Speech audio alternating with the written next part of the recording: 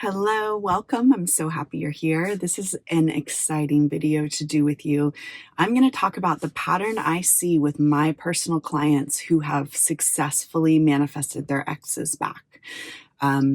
What have they done specifically? I'm going to give you a couple steps that I see over and over and over again with people who have success in manifesting their exes back. Before I jump in, know that I am launching a 6-part video series to manifest your specific person. It is dropping really soon. The way to get access to it is to sign up with the link directly below in the description. There's also a link in the pinned comment. And if you sign up on that wait list, you will get access to this 6-part video series where I'm going to deep dive into manifesting your specific person. You definitely don't want to miss that. Okay. What is the pattern, the consistent patterns I see for my clients who have successfully manifested their specific person back? There's a couple things, so I'm going to go over each of them. The first one is really, really big. It's probably the most crucial step, and I'm going to deep dive into exactly what it means. But what ends up happening when people finally make this transition to seeing movement with their specific person, seeing movement in their reality, seeing things change, is they stop primarily focusing on the specific person, and instead they become their own center of their world, their universe, their thoughts, their beliefs. So, as you all know, there's this time for many people when we're manifesting a specific person that so much attention is going out towards them. We are either trying to do techniques to manifest them, we are thinking about them constantly, maybe we are affirming about them constantly, but the way that all that feels is like all this energy is out onto them. Now, I see this over and over and over again.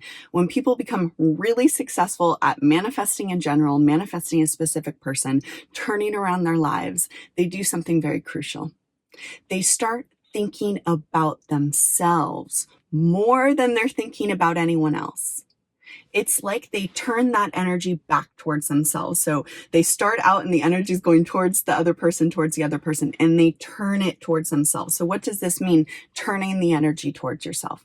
You start primarily thinking about yourself. You think about who you are, not who they are, who you are. You think about how amazing you are. You start doing I am statements that are affirming how incredible you are. You start feeling better about yourself because you're having new thoughts about yourself, how incredible you are. All the energy that was once going towards someone else is now directed towards yourself.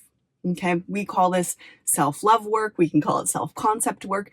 But essentially what you are doing is you are thinking about who you are, I'd say 80% of the time. So how do you do this? Well, a very easy way is using I am statements. I'm incredible. I'm chosen.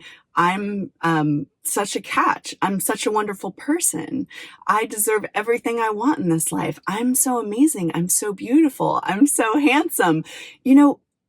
Anything you can think of that you want to be doesn't have to be related to the other person. And that's the whole point.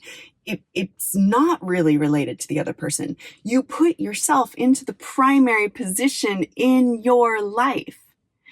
And not only are you thinking things such as I'm chosen, I'm incredible, I'm, things that are related to a relationship. So yes, you can tell yourself those things, but you have to be honest with yourself. Are you telling yourself those things so you can get that person out there? Or are you just starting to really tell yourself these things because you want to be the best version of yourself? You want to feel incredible about yourself. You really want to put yourself into that primary position. I see it over and over again. I have had thousands and thousands and thousands of clients who've taken all my courses. I've worked directly with people in some courses. What I see is that when people put themselves in this primary position, we can call it self-love, you can call it self-concept, doesn't matter what you call it. When you put yourself in the primary position, you're thinking about yourself more than anyone else. You're thinking about how incredible you are more than you're thinking about anyone else. This is where real movement starts to happen. Now, what happens after you put yourself in the primary position or you're in the practice of doing so? You don't have to do this perfectly, but it is a practice. What happens? Well, you start to naturally let go. Now, letting go does not mean you don't want your person anymore. Letting go does not mean you don't want it anymore. What it means is you stop feeling such unhealthy attachment, really is the real words. You stop feeling so desperate. You stop feeling so obsessed. You stop feeling like your life has crumbled because this person isn't in it. Now let's think about this logically. Why would that happen?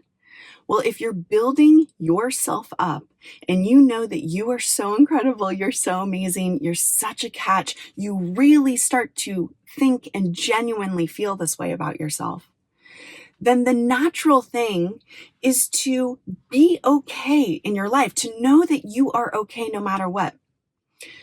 When we know we are okay no matter what, we stop needing someone else. The desperation goes away. And what desperation essentially is, it's a very deep felt sense of lack. I'm not good enough. I'm not going to survive without this person. I'm not going to live my best life without this person. Those feelings, I know they're very potent, but those feelings get in the way of you manifesting the relationship you want. For you to have the relationship you really want, and I'm not talking about just them texting you. I'm talking about getting into a relationship and it being the relationship you want. For you to have that, you have to be living your best life and be your most confident self. You know that you're incredible. So what happens when we build our self-concept or build self-love, whatever you want to call it, what happens is you start to naturally, number one, let go, which just means you don't feel so stressed out about this person anymore. And number two, and this is really, really beautiful and really key, you start to expect that of course they would want you. So this is why I promote self-love so much in all of my work. I have consistently, if you watch my videos for 2 years, it's a very consistent message I have. The reason it's so consistent is I use it over and over and over again in my life. It works. It's worked for thousands of my clients. And so it's the path that I use. I'm not saying it's the only path, but it's the path that I use and it works. When you build yourself up and you actually think and feel that you are incredible, what's going to happen is your perception is going to change around what this person thinks about you. When you're insecure and you don't feel worthy and you feel like you've been abandoned, it's very easy to put this person on a pedestal and think that they don't want you. But when you build yourself up and you know you are super incredible and amazing, it becomes very easy to think, of course they would want me. How could they not want me? I'm so incredible. I'm such an amazing person. I'm so beautiful. I'm all these things. What were they thinking? Of course they want me. You start to change naturally your perception of what they think about you. This only happens after you've really built yourself up. It's very hard to do when you haven't really engage the proper self-love, building your self-concept. It's hard to see them that way when you're still down here feeling abandoned. You build yourself up and you start looking at the situation through these new eyes of how incredible you are. And guess what you see? You see, of course they would want me. How could they not?